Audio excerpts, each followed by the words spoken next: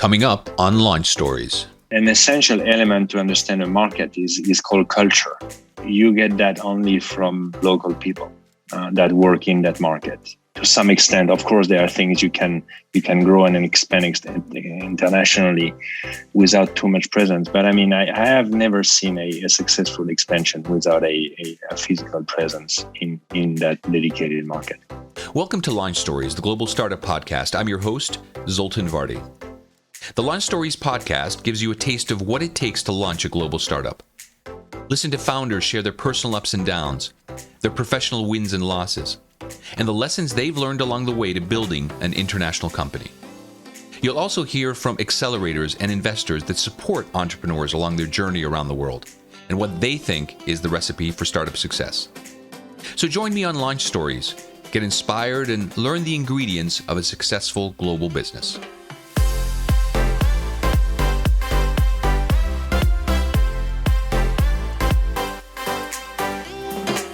My guest today is Julien Coustaury. Julien is an experienced entrepreneur and investor and founding partner of the venture capital firm Rouge Capital, based in Croatia. Julien has worked in more than 80 countries and 5 continents, and so has an amazing insight into global business. He knows firsthand what it takes to build a company from the ground up. So I'm really excited to hear his story. So let's welcome Julien Coustaury. Hello, Julien. Good to see you again. Hi, Zoltan. Good to see you. Absolutely. Always good to see you. Absolutely. It's we've known each other for quite a few years. So although I know you quite well, before we get started, I thought I'd share a few details about you for those of our listeners who may not be familiar with your exceptional background. So Julien has over 20 years of experience in manufacturing and services, much of it at the CEO level. Early in his career, he traveled around the world building mobile phone networks from the ground up. And as his career progressed, he ended up building entire mobile phone companies from scratch. And he really did this in some exotic locations, places like Brazil, Haiti, Indonesia, and the Solomon Islands. You know, in 2011, he left the corporate world behind to let his entrepreneurial spirit flourish. And he was co-founder and chief operating officer of an ad tech startup called Double Recall. He moved on to become an active founder of ABC Accelerator in Slovenia and of ABC First Growth, the accelerator's venture capital arm. And he became a serial investor in early stage businesses and co-invested in more than 40 early stage ventures. So Julien has been the founding partner of Rouge Capital since 2016 and has been instrumental in the firm's rise as a leading investor in Central and Eastern Europe. So Julien, I remember when we first met, it was probably more than 10 years ago. We were having drinks or lunch, something like that in Budapest, and you had just joined a startup, Double Recall, the company that I mentioned in the introduction. And I remember sitting across the table from you, somebody roughly my age, roughly my background in the corporate world. And I was thinking to myself, what the hell is this guy doing, leaving behind the cushy corporate world to start a startup? What was the reason for your move? Well, I think as many of my moves in my past and hopefully in my future, they are all driven by people. So I think, there is always someone that has the words to convince you to do something. And I guess that's exactly what happened with the Double Recall guys. And what did they say to convince you? They said, we are going to the US market and we are not going to do it without you. So join us as a co-founder. They didn't give you a choice. No. Okay. And I liked it. And I like those guys. And I just said, well, let's give it a try. I mean, why not? And I recall that your entry into the US market was quite unusual in that you actually were accepted into Y Combinator, which is generally considered one of the most elite accelerator programs in the world. Tell me about your experience there. What was it like to take part in the Y Combinator program? Yeah, I mean, look, YC is really touching with your finger the American startup dream. I mean, you meet Al Gore, you meet Zuckerberg, you meet Brian Chesky. I mean, if you're all these into people were presenting to you there? Yes. Yeah. Really? So wow. Yeah. So, I mean, this is for sure, it's interesting. I mean, you go for a jog and may he rest in peace, but I've met Steve Jobs. I mean, he was 2 blocks away from our house and I think I've seen him about a dozen of times. You didn't have coffee with him or anything, did you? No. I mean, although we waved at each other, I mean, he had a bit of security at the time and we never came to that, and it was probably not on his radar. I mean, a runner in Palo Alto is it's probably quite common. But I mean, if you want to touch the startup dream with your finger, I guess YC is as close as you're ever going to get. Uh-huh. So I mean, a fantastic experience. I've also met people there, which really kind of changed my way of seeing things, especially YC founder, a co-founder, I don't know what he is, but Paul Graham is probably one of the person that had the biggest impact on my life in general and my business life. And what did you learn from Paul Graham? A lot of things in the business. I really learned this new way of doing things, which was very counterintuitive for me because I was coming from the mobile operation world, which is heavy capex driven industry, where you have to put millions of capex forward before you can see one revenue. I learned from Graham this idea that you need to test things and do things that don't scale first before you can scale. This was completely new for me. Which is sort of fundamental to the startup experience, right? It's that constant iteration of your ideas, testing exactly. it, feedback. Iteration, yeah. Iterate fast, ship, get market feedback, adapt the product, ship again until you found what is the product market fit. I recall you had a sort of an interesting living situation when you were at YC. What was that exactly? Yeah, I mean, look, I was the old guy there. I mean, actually, it was very funny. I've been the young guy in the boardrooms all my career, all my corporate life. I mean, I was the CEO of the biggest foreign direct investment in Slovenia. I was 29 years old. So, I mean, I was always the young guy. And as they used to call me in the US, the baby. But suddenly, it's to me 10 years later, I'm the old guy. I mean, everybody in the Silicon Valley looks at me like, who is this ancestor in this company? You were sharing a room, I believe, with a couple of your co-founders, right? Yeah, I mean, I had no choice. We had a house. I mean, the house were very expensive in Palo Alto, and it was 5 co-founders plus we had developers. So I had to share a room with 2 guys. So it was a small room, and it was 3 of us in IKEA beds. And here I was, sharing my room. I was 40 with some 23, 24 years old guy on an IKEA bed. I'm so much for it. So one of the things I've found to be extremely interesting in this kind of transition between the corporate realities and the realities of startup life is making those adjustments, right? One of my former bosses described this way, when you're in the corporate world, when you get on the plane, you always turn left, right? And when you're an entrepreneur, you always turn right when you enter the plane. Yeah. And that in itself reflects that kind of different mentality and what's important and what you get. How did you find that transition? Was it difficult for you? I mean, look, on the turning left and right, it was very difficult because I'm a big guy. All the rest was easy. Frankly speaking, I have to confess that those young guys, they made it very easy for me. And we all became very, very good friends. I mean, we reunite twice a year, and it was 3 weeks ago. All of us fly from wherever we are. So we build ties and links which are lasting forever. The turn left and right was definitely the most difficult, just because I'm a big guy and I hate flying. You can get used to business class. Let's be honest. And you get used to it. All the rest, sharing house, sharing the bathroom, sharing the car, because we bought just one car for 7 of us, and doing the grocery with the bike and living a more frugal life was very, very easy for me to adapt. I had no problem. In fact, I found this was great fun. So, and what is it from that experience that you've taken into your role as an investor? Does that shape the way you look at founders or look at business opportunities? Oh yeah, definitely. I think it opened up a new world to me. Also, what was very interesting for me was to see the change of behavior in the new generation. And there were 3 things that really stayed engraved in my mind. I just thought, Jesus, that's kind of revolutionized the world. First of all, in 1 year in Palo Alto, we have never been to the shop, not once, except for grocery. Uh-huh. So every day, I mean, this was in 2010, every day we would have in the morning, I don't know, 5, 6 visits from UPS, FedEx, you name it, DHL. One for sunglasses, one for a pair of jeans. And I just said, geez, I mean, nobody goes to the store anymore. It was crazy. And this was one thing. The second thing, which I found very interesting, is that we had no TV.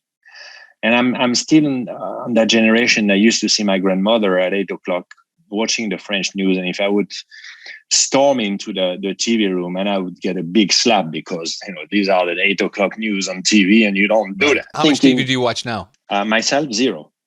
I mean, it's incredible. And it just opened my eyes. I was thinking, how are people going to communicate? How are advertisers going to communicate to this generation, which is going to have the purchasing power? And last but not least, I remember giving a pen to one of the co-founders to write a piece of paper. The guy didn't know how to write. And he looked at a pen as, what is this? What's this ancient stick that you give me? What's this ancient stick you put? Exactly. Is this to pen hieroglyphs or whatever? And it just, I thought, okay, that's the new world of dematerialization. So, I did learn a lot. I mean, it opened my eyes on a lot of society behavioral changes, which of course are driving investment decisions. And so how does that drive your investment decisions? What does that mean for you when you're evaluating an investment opportunity? Well, the first thing I'm always thinking is that I am not the market. This was a big eye-opener for me. I say, look, I watch TV. I like a pen because I like to write a nice letter, and I like to go to the store because I like to try, this is a big eye-opener. And it's just, I am not the market. And this opened up the world to me to think differently and to think that people behave and have different expectations. So I always try not to understand what I would do if I was using a product that I'm about to invest into, but what the market would do if a market can be a physical person. So that is the key for me, to think market-wise and not in my opinion. And does it shape your view of founders that you invest in? Of course, living with founders, actually, a lot of them continue their founders' career. One of them actually went to Coinbase, and he's now a very, very rich guy because he was one of the first employee, and then they had a pretty successful IPO about a month ago. Mm-hmm. But it did teach me, because also in YC we were meeting a lot of founders. And you can see different walks of life, different people, different behavior. But a lot of the successful ones always have the same features of character. The fundamental decision you make as an investor in your stage, right? You're an early stage investor. Is it the founder, or is it the business, or is it the market? The founder or funding team, whichever. Generally, I like at least two founders. I think it's a better combination. Look, a crappy team is always going to turn a golden idea into crap. A golden idea, a crappy idea with a golden team might eventually turn into gold. People are making the difference, nothing else. So here's one of the dilemmas I have when I work with various startup founders. Is I often get asked this question of, everybody assumes they're a great founder, right? Because that's what their belief is. And you feel that they're heading in the right direction, and they're really passionate and they're really persistent, but sometimes you just feel like they're in the wrong place at the wrong time, or they're just in the wrong market. How do you know do you need to develop more persistence just to push through, or you just need to give up? Look, this is the $1 million question. It's always the most difficult decision. We had to take this decision ourselves with Double Recall. I mean, we took 562 business development meetings in the US and sold it 3 times. To the point where we're thinking, well, maybe we are solving a non-existent problem here. Look, it's very difficult. I think up to a certain point, you need to be relentless. You need to be persistent. But there's a fine line between persistence and obstination. And I think it's the hardest one to find. But once you go into obstination, I think you're probably you're gone. Let's shift gears a little bit. Talk about going global. All right. We talked about how in your career you've worked in 80 countries and 5 continents. Yeah. Obviously, that's quite a broad swath of the world. What do you need to do in order to not just take an idea and build it, let's say, in a local market, but really make it into an international success? I think that the biggest pitfall you have these days is you believe that because Facebook gives you a friend in Timbuktu, that you can do business in Timbuktu immediately. And that's the new generation. They see it that way. I think the biggest pitfall all those guys stumble upon is the fact that, in my opinion, you can only expand if you're with physical presence. There are a couple of reasons. Which is quite contrarian, right? Because generally we live in a world, especially in the last year and a half, where everything's virtual, everything's distance. I mean, here we are having this conversation in two different countries as if we were sitting next to each other. Why do you believe that despite the fact that technology has made this possible, that you still need to be present in person? Well, I think that there's an essential element to understand a market is called culture. And in my opinion, you get that only from local people that work in that market. To some extent, of course, there are things you can grow and expand internationally without too much presence. But I mean, I have never seen a successful expansion without a physical presence in that dedicated market. It's just, this is how it is. I mean, every country has a different culture, different language, different customs, and every of those little items requires an adaptation of the product, or at least the approach of the product.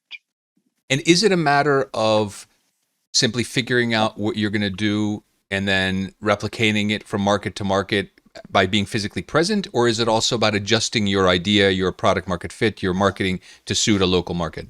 I think there's an element of adjustment almost everywhere. I mean, look, Uber is not authorized, I don't know, in Slovenia. It's authorized in Croatia, but in Croatia, it's authorized only for taxi drivers.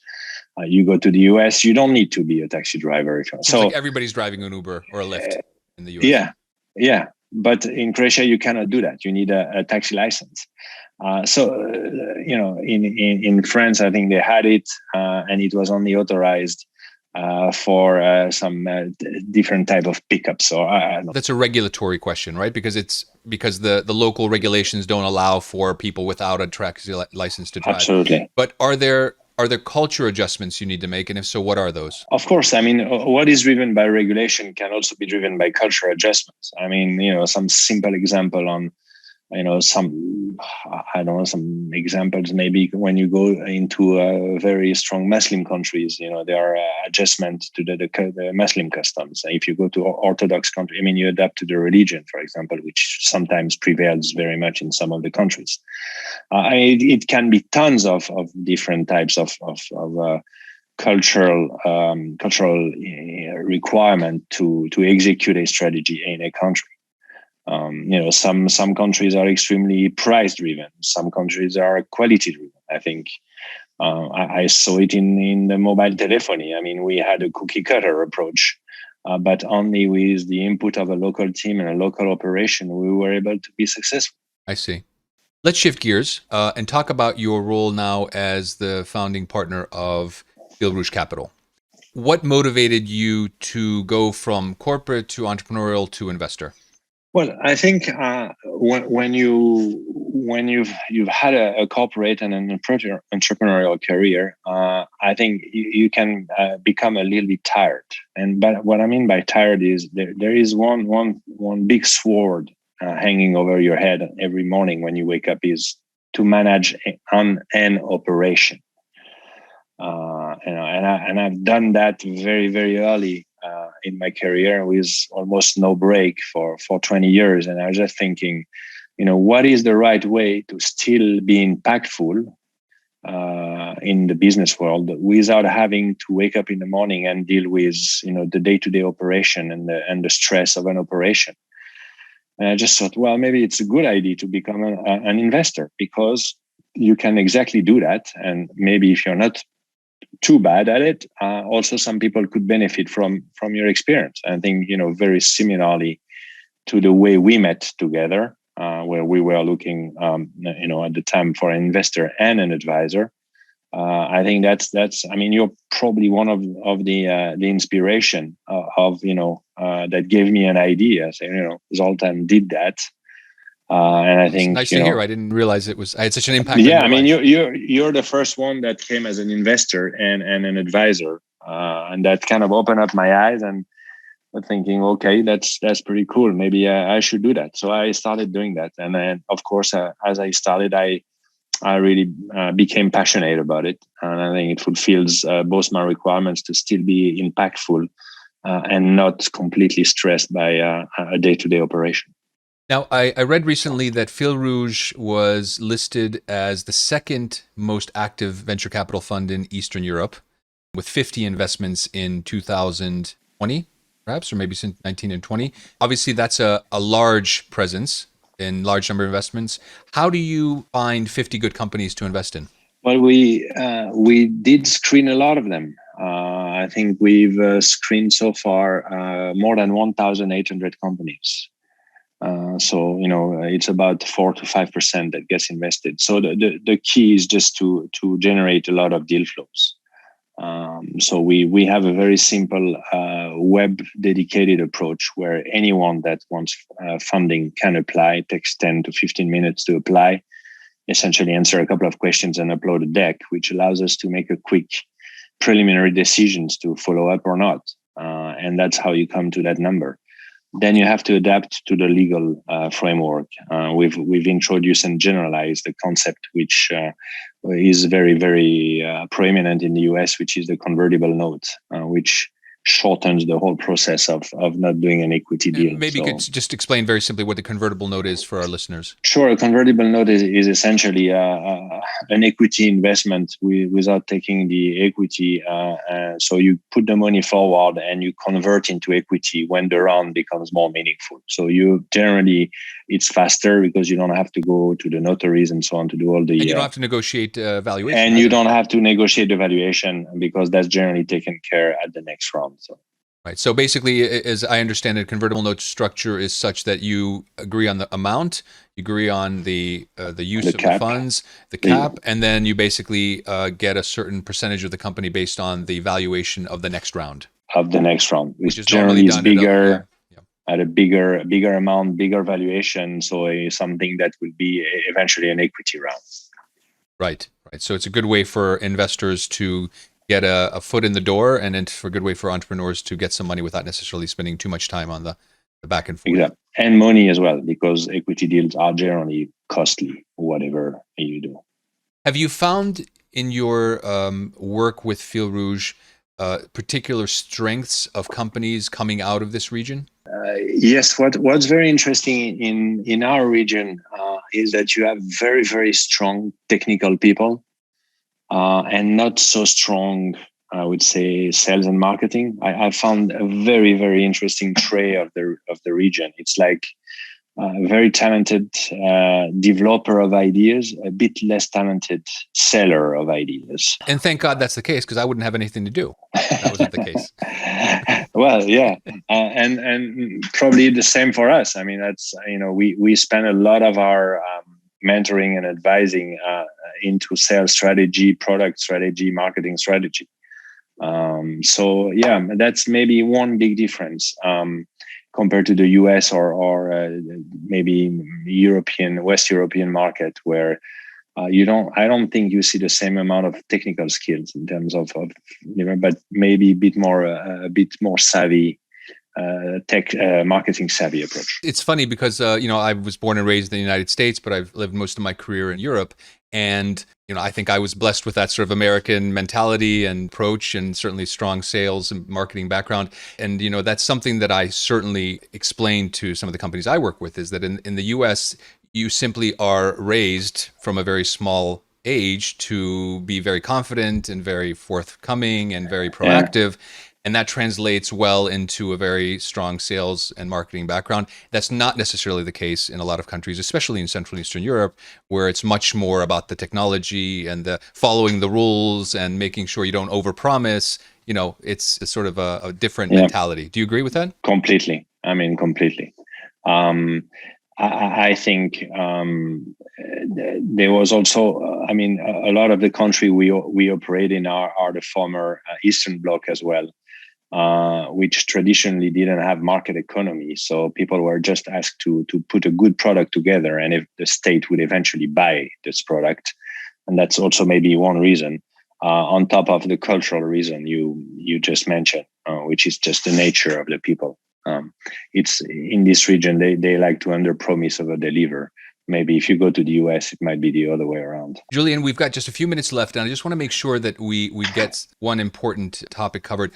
Given your experience building international businesses, given your experience as an entrepreneur, as an investor in early stage companies, what do you think are the 1, 2, maximum 3 things that are most important to be successful in building an international startup? Well, I think I would say obviously local presence. That's very important. Good funding. It's always going to cost you more to expand. And adaptability of the product. I mean, you are going to discover new ways for people to use your product, and you're going to have to adapt in most of the case. So adaptability, good funding, and physical presence. And on that note, I want to thank you for your time and your wisdom and for sharing your journey over the years. Thank you, everybody, for joining me on Launch Stories, the Global Startup Podcast.